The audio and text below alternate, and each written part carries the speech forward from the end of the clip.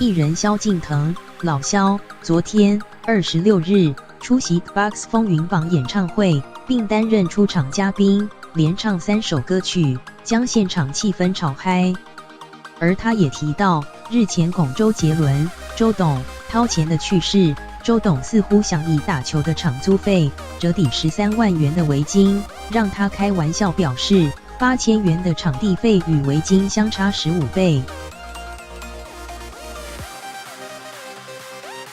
老萧在上周刚结束高雄演唱会，没想到隔天却不胜感冒，一度还发烧到38.7度。他也坦言，演出可能多少会被影响。但是昨天一开场就连唱让我为你唱情歌，全是爱，只能想念你等3首歌曲，并带上15位弦乐手及8位乐手，诚意十足。而唱功也未受感冒影响，让台下的观众都忍不住跟着大合唱，把现场气氛炒到最高点。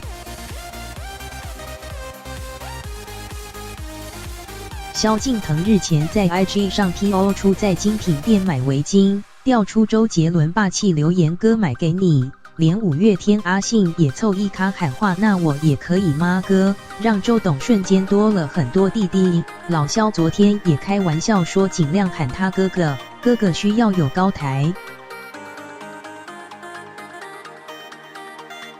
老萧还透露，25日跟周董打球，他就抢着要付场地费，想趁机把围巾的事忘掉。但是8000块的场地费，两者差了15倍。随后还是替他说话，要大家不要给周董太多压力，15倍还好啦，不要逼他，不然他会尴尬癌发作。